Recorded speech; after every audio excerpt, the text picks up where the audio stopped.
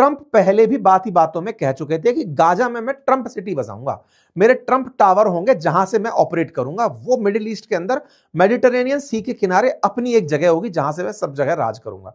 तो वो जो गाजा को लेकर उनकी प्लानिंग है ना, वो प्लानिंग अब धीरे धीरे बाहर आने लगी। ट्रंप के पास ये सभी लोग पहुंचे कि सर थोड़ा सा सेटलमेंट करिए। ट्रंप ने कहा ठीक है कर लेंगे, अगर आप लोग चाहते हो कि मैं ईरान के साथ अपना एस्केलेशन रोक दूं, आ जाओ पीस प्लान को लेकर। भाई साहब इस आदमी ने तुरंत, मतलब इधर की तरफ संघर्ष चल रहा है, 15 तारीख के दिन तो अनाउंसमेंट कर दिया कि member of board will be announced shortly.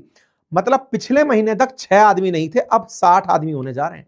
इसने भाई साहब 60 आदमियों के लिए लिस्ट भेज दी कि 60 आदमियों को मैंने वो भेजा है इनविटेशन बोर्ड ऑफ पीस में शामिल होने के लिए।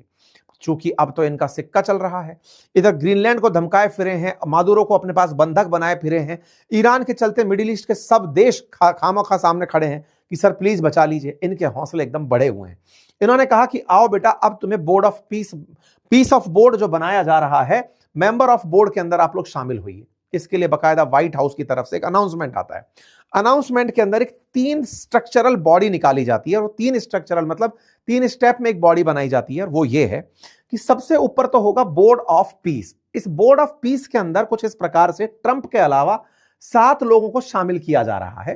ट्रंप इसके अंदर पूरी तरह से हेड करेंगे बोर्ड ऑफ पीस को। मैं पीस ऑफ बोर्ड बोल रहा हूं बार बार, बोर्ड ऑफ पीस है ये, है ना। तो जो बोर्ड ऑफ पीस है, इसके अंदर US secretary Marco Rubio, Steve Witkoff जिसने समझौता करवाया था, जेरेड कुशनर इनके दामाद, टॉनी ब्लेयर यूके के पूर्व प्रधानमंत्री, मार्क रोवन ये यूएस के एक बहुत बड़े अमीर आदमी हैं, अजय बांगा वर्ल्ड बैंक के प्रेसिडेंट हैं जो कि अमेरिकन हैं और वहीं पर मेंटेन करते हैं, रॉबर्ट गैब्रियल ये ट्रंप के काफी करीबी माने जाते हैं। तो ट्रंप और ट्रंप के करीबियों का एक समूह जिसे बनाया गया है बोर्ड ऑफ पीस। ये क्या काम करेगा? सबसे ऊपर गवर्न करेगा गाजा में शांति कैसे आएगी। इसके अंडर में होगा Gaza executive board. Gaza executive board में फिर से यही Steve Witkoff, Jared Kushner, Tony Blair, Marc Rowan ये सब तो हैं ही। इसके अलावा निकोले मदलानोव, ये सिगरिड काग, अली अल थवाड़ी, जनरल हसन रशद, इसके साथ साथ रीम अल शामी, ये याकिर गावे, ये लोग इसके अंदर और शामिल कर दिए गए। इसके अंडर में होगा national committee for administration of Gaza. यहां से आप समझें सबसे ऊपर बोर्ड ऑफ पीस, उसके बाद में गाजा एग्जीक्यूटिव बोर्ड, उसके बाद में national committee for administration of Gaza. ये national committee for administration of जो गाजा है ना, इसके अंदर जो लोग शामिल किए गए हैं ये असल में गाजा के ही लोग हैं, और इसमें 12 सदस्य की टीम बनाई गई है। इसमें एक फिलिस्तीन का टेक्नोक्रेट है जिसका नाम है डॉक्टर अली शात। बड़ा इंटरेस्टिंग मामला है। असल में फिलिस्तीन 2 ही जगह बचा है, एक वेस्ट बैंक में और एक गाजा में। वेस्ट बैंक के अंदर फतह का शासन चलता है, गाजा के अंदर हमास का शासन चलता है। तो इंटरनेशनली दिखाया क्या जाता है कि हम फिलिस्तीनियों को मौका दे रहे हैं। असल मायने में वेस्ट बैंक के जो लोग हैं ना, वो प्रो वेस्ट हैं। प्रो वेस्ट मतलब अमेरिका के सहयोगी तरह से माने जाते हैं। तो वेस्ट बैंक थोड़ा सा ज्यादा मॉडरेट माना जाता है, लिबरल माना जाता है। वहां से बहुत सारे लोग अमेरिका हितैषी बनके अमेरिका में बैठे हुए हैं, अमेरिका के समर्थन में बातें करते हैं। उनमें से ये एक आदमी को उठा लाए, बस उसके पास नाम का फिलिस्तीन है, उसके अंडर में 12 लोगों का नाम दे दिया कि तुम लोग चलकर गाजा को बसाओ। और इसमें एक मेजर जनरल है जिसका नाम है सामी नस्मान, जिससे पूरी तरह से हमास नफरत करता है। उसको मेजर जनरल बनाकर कहा गया है कि गाजा की पुलिस व्यवस्था अब तुम्हारे हाथ में होगी।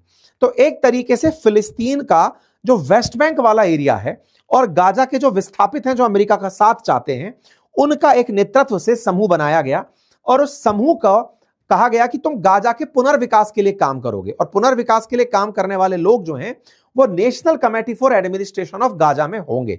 लोकल से लोकल पर शासन कराया जाएगा। अगर ज्यादा दूर नहीं जाना तो इतिहास में चलिए, भारत पर भी राज करने के लिए अंग्रेजों ने पूंजी जो यहां कर वो थे जमींदार जो लोग थे हमारे देश के अंदर, उन्हें हम पर शासन करने के लिए बिठाया था। ये स्टैटिक्स फिर से आपको याद दिलाने का है कि मेरे प्यारे साथियों, मेरे इस YouTube चैनल पर 44% लिसनर्स ने सब्सक्राइब नहीं किया हुआ है, जो कि फ्रैक्शन ऑफ सेकंड का कार्य है। सब्सक्राइब का ऑप्शन है, उसे क्लिक कर दीजिए, चैनल को सब्सक्राइब कर लीजिए। जमींदारों से कहा था कि तुम अंग्रेजों को रिपोर्ट करोगे, अंग्रेज सीधा वसूली नहीं करेंगे। यह जमींदारी प्रथा भारत में अपनाई गई थी। अमेरिका बिल्कुल वैसे ही गाजा के जो लोग हैं उनसे यह काम करवा रहा है, और इसमें national committee for administration of Gaza बनाई गई है। और इसको गाइड करने के लिए एग्जीक्यूटिव बोर्ड बनाया गया जो पूरी तरह विदेशी है। आप अगर ऑब्जर्व करें तो इसमें कहीं पर भी इजरायली नहीं नाम दिखाई देता। एक इजरायली है जिसका नाम है याकिर गैबे, जो इजराइल का एक बिलियनियर है, जो इस पूरे की पूरे सिस्टम में दिखाई पड़ रहा है। कहानी ध्यान से समझिए। बोर्ड ऑफ पीस बनाने की बात हुई थी शुरुआत में, और आईएसएफ बनाने की बात हुई थी। कल परसों जो इन्होंने व्हाइट हाउस ने आदेश जारी किया, उसमें गाजा एग्जीक्यूटिव बोर्ड अनाउंस हो जाता है, जो इजराइल को बताया ही नहीं गया था, और national committee for administration of Gaza के लोग अनाउंस हो जाते हैं, जो इजराइल को नहीं बताए गए थे। मतलब एक प्रकार से यह समझिए कि इजराइलियों के बिना अमेरिका ने गाजा के ऊपर शासन करने की व्यवस्था दे दी, और एक अमीर आदमी को बस इजराइल के इसके अंदर शामिल किया गया। बाकी सफाई करी इजराइल ने गाजा की, और यहां पर आकर के बांद्रा बैठ गया जिसका नाम ट्रंप है। मैंने पहले भी आपसे कहा था, 2 बिल्लियों की लड़ाई में बंदर जो रोटी लेके खा रहा है, वो यहां पर फिर से देखने को मिला। भाई साहब अली शाह तो सीट पर बैठ भी गए, गाजा के लिए इन्होंने प्लान बनाना शुरू भी कर दिया कि सर हम इस तरह से आर्थिक के अंदर ये काम करेगा, कृषि में ये, स्वास्थ्य में ये, इस तरह से उन्होंने पूरी टीम जारी कर दी। गाजा का एग्जीक्यूटिव बोर्ड बनकर आ गया, और उस एग्जीक्यूटिव बोर्ड में तुर्की है, कतर है, मिस्र है, इजराइल का एक आदमी है, यूएई है। असल में गाजा चाहता कौन था? इजराइल ही चाहता था ना। गाजा लेने की जो असली प्लानिंग थी वो तो नेतन्याहू की थी। नेतन्याहू चाहते थे कि गाजा अब इजराइल का होगा। जिस तरह से उन्होंने पूरा की पूरा पहले फिलिस्तीन से इजराइल निकाल लिया, अब वो गाजा को भी फाइनली लेना चाहते थे। वहां पर आकर के अब नेतन्याहू, वो ट्रंप बैठ गए हैं। यहां पर फाउंडिंग एग्जीक्यूटिव बोर्ड के अंदर ट्रंप और ट्रंप के साथी, और इसके अंदर गाजा एग्जीक्यूटिव बोर्ड के अंदर इन्होंने और दुनिया के कुछ चुनिंदा लोगों को शामिल किया है। ये जो ग्लोबल लीडर्स है ना, इसमें 60 देशों को निमंत्रण भेजा गया है। ये जो 60 देशों को निमंत्रण भेजा गया है ना, उसमें भारत का भी निमंत्रण है। यहां पर आइए और इस पीस बोर्ड के अंदर, जो बोर्ड ऑफ पीस है, उसमें शामिल हो जाइए।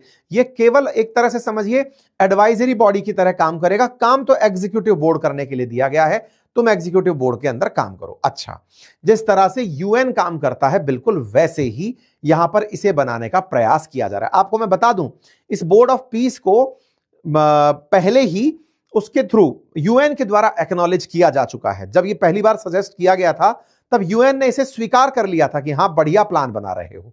ट्रंप के उसी से हौसले बढ़े हुए हैं, और उन्होंने दुनिया भर के लीडर्स को, जैसे आपके सामने अर्जेंटीना का नाम आ रहा है, जॉर्डन का नाम आ रहा है, टर्की का नाम आ रहा है, ऑस्ट्रेलिया का नाम आ रहा है, कनाडा का नाम आ रहा है, हंगरी का नाम आ रहा है, तमाम देशों के पास में इन्होंने अपनी तरफ से, कजाकिस्तान का नाम आ रहा है, सबके पास इन्होंने इस बोर्ड ऑफ पीस में शामिल होने का न्योता भेज दिया। ये तमाम वो देश हैं जिनको ट्रंप ने न्योता भेजा कि आओ बोर्ड ऑफ पीस में शामिल हो जाओ, जिसमें पाकिस्तान भी शामिल है।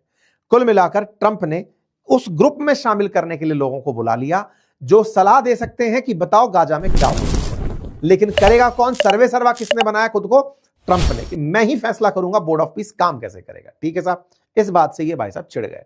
इनकी तरफ से ट्वीट आता है, प्राइम मिनिस्टर इजराइल की तरफ से कहा जाता है, the announcement regarding the composition of Gaza executive board which is subordinate to the board of peace was not coordinated with Israel and run contrary to its policy. कि भले भाई, कभी तो ये बताया ही नहीं गया था, ये अचानक कहां से आ गया? हमें तो किसी ने सजेस्ट ही नहीं किया था कि ऐसा कुछ होने वाला है, ये कहां से निकाल दिया? इस बात के लिए प्राइम मिनिस्टर ऑफिस की तरफ से ट्रंप से बात करने के लिए तय किया गया है। Prime minister has instructed foreign affair minister to contact the US secretary of state on this matter. Israel के साथ भी धप्पा बोल दिया इस आदमी ने। ऐसा कोई सगा नहीं जिसे इसने ठगा नहीं। इजराइल जिसके माध्यम से गाजा साफ करवाया गया, उसी इजराइल को इसने धोखा दे दिया, क्योंकि इन लोगों को यह बताया ही नहीं गया कि सुनो बेटा, तुमसे जो जगह हम ले रहे थे उसमें अब तुम्हें ही शामिल नहीं किया जाएगा। और तो और उन सारे लोगों को, टर्की जो कि इजराइल से सख्त नफरत करता है, उसे जगह एग्जीक्यूटिव बोर्ड में दे दी गई। साथ ही साथ पाकिस्तान, उसको इसमें जगह दे दी गई जो इजराइल को आतंकवादी मानता है। कतर, जिसको ट्रंप ने माफी बुलवाई नेतन्याहू से कि माफी मांगो कतर से, उनको इसमें जगह दे दी गई। कुल मिलाकर के नेतन्याहू को जो गाजा से अपेक्षा थी, उस पर पानी फेर दिया गया है। और इस मिडिल ईस्ट पर जो इजराइल अब तक भारी था, उसमें गाजा के अंदर ट्रंप अपनी दावेदारी ठोक चुके हैं कि भैया ये जगह अब हमारी होगी और हम यहां पर काम करने के लिए बढ़ रहे हैं। इसी बीच में ब्लूमबर्ग की एक रिपोर्ट आती है और वो कहता है कि बोर्ड ऑफ पीस में शामिल होने वाले देशों से $1 बिलियन मांगा गया है 3 साल की सदस्यता शुल्क के रूप में। हालांकि इस बात का तुरंत खंडन किया जाता है व्हाइट हाउस के द्वारा। कहा जाता है कि नहीं, ये मिसलीडिंग है, ऐसा कोई भी अमाउंट किसी से नहीं मांगा गया है। व्हाइट हाउस ने इस बात का खंडन करते हुए कहा कि हम प्रॉस्पेरिटी के लिए काम करेंगे, ऐसा कुछ भी नहीं है। लेकिन वास्तविकता यह थी कि चूंकि पीस के नाम पर अभी यहां पर कंस्ट्रक्शन होना है, गाजा की सफाई होनी है, मलबा हटना है, नया निर्माण होना है, सड़कें, नाली, अस्पताल सब बनने हैं, ऐसे पैसा कहां से आएगा, फंड कहां से होगा? यह ब्लूमबर्ग की खबर तो सही थी, लेकिन अंतरराष्ट्रीय प्रक्रिया के चलते अमेरिका इससे पीछे हट गया। वास्तविकता में इन सब देशों से पैसा लगवाने की प्लानिंग थी कि सफाई में पैसा लगाओ और फिर नया इस यहां पर गाजा बसाओ। खैर, भारत की तरफ से इस पर कोई प्रतिक्रिया नहीं आई। इंटरेस्टिंग है, भारत की तरफ से भी नहीं आई और इन 60 देशों में से केवल एक हंगरी बाहर निकल कर आया है जिसने कहा है हम स्वीकार करते हैं, भूखा हंगरी। लेकिन इसके अलावा कोई और देश पब्लिकली सामने निकलकर अभी तक नहीं आया जिसने यह कहा हो कि हां ट्रंप, हम आपके इस पीस प्लान में मेंबर बनना चाहते हैं। बड़ा सवाल बनता है कि भाई ऐसा क्या हो रहा है, वर्ल्ड लीडर्स इतना कॉशियस क्यों हो रहे हैं ट्रंप के इस प्लान में एंट्री करने से, बोर्ड ऑफ पीस में जाना क्यों नहीं चाहते? आंसर तलाशने निकलते हैं तो चर्चा पता चलती है कि असल मायने में ट्रंप गाजा के नाम पर यूएन के पैरेलल एक संस्था खड़ा करना चाहते हैं। यूएन को वो अप्रासंगिक दिखाना चाहते हैं। वो दिखाना चाहते हैं कि रशिया यूक्रेन युद्ध को यूएन नहीं रुकवा पाया, लेकिन अमेरिका चाहे तो रुकवा सकता है। वो दिखाना चाहते हैं कि इजराइल गाजा युद्ध को यूएन नहीं रुकवा पाया, अमेरिका रुकवाया। भारत पाकिस्तान युद्ध को यूएन नहीं, अमेरिका रुकवाया। हर जगह दुनिया में जो वो 8 युद्ध रुकवाने का नाम लेते हैं, वो असल में कहना यही चाहते हैं कि यूएन के अंदर बैठे हुए परमानेंट 5 मेंबर्स का कोई महत्व नहीं है, क्योंकि ट्रंप असल में अब फ्रांस से, ब्रिटेन से तो नफरत करना शुरू कर ही चुके हैं और कट्टर विरोधी चीन और अमेरिका, चीन और रशिया वहां बैठे हैं। तो जब पूरी दुनिया में केवल एक ही राजा बचा है तो वो औरों के सहयोग से यूएनएससी जैसी संस्था बनाकर क्यों झेले? वो चाहेगा कि उसके समर्थक आए और वो अपना एक, जैसे अभी इसका नाम बोर्ड ऑफ पीस है, ये बोर्ड ऑफ पीस गाजा के लिए काम कर रहा है। हो सकता है अंतरराष्ट्रीय स्तर पर यूनाइटेड नेशंस की तरह बोर्ड ऑफ पीस का ही नाम अब ग्लोबल बॉडी के रूप में एक्सेप्ट किया जाए, क्योंकि ट्रंप ने हाल ही में जैसे 66 संगठनों से अमेरिका को बाहर निकाला है, जिनमें से आधे यूएन के संगठन थे जिससे अमेरिका बाहर निकल गया। यह दर्शाता है कि शांति स्थापित करना केवल अमेरिका के हाथ में है। ये सारे देश जो यहां बैठे हैं ये कुछ नहीं कर सकते। वेनेजुएला के नाम पर भी ये ताली पीटते रह गए, ईरान के नाम पर ये कुछ कर नहीं पाए। तो इस संगठन का रहने का मतलब क्या है? जब फैसले ही अमेरिका करता है तो आओ और मेरे ग्रुप में शामिल हो जाओ। हम क्या करें? हमारे जैसे देश डरे हुए इस बात पर हैं कि ये खुरपाती आइडिया जो है ये केवल ट्रंप का है और ट्रंप इस बोर्ड ऑफ पीस के आजीवन प्रेसिडेंट रहना चाहते हैं। भारत जैसे देशों को डर यह है कि यूएन का तो एक मैंडेट है जिसको वर्ल्ड एक्नॉलेज करता है। ट्रंप की बात पर भरोसा कौन करे? 2 साल बाद सत्ता बदल जाएगी अमेरिका में नए राष्ट्रपति आएंगे, वो वापस से यूएन भागेंगे।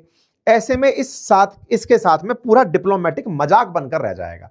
ऐसे में यूएन के स्थान पर अमेरिकी पहल के अंदर ज्वाइन करने से दुनिया भर के देश फिलहाल डर रहे हैं।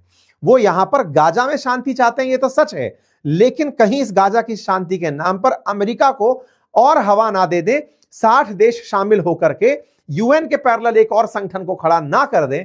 इस वजह से अभी तक कोई भी रिएक्शन देने से डर रहा है। लेकिन ट्रंप तो ट्रंप है, निकले हुए हैं अपनी जिद पर, चाहते हैं कि मैं पूरी दुनिया से कहलवा दूं कि हां केवल ट्रंप ही इस दुनिया के लिए बचे हैं।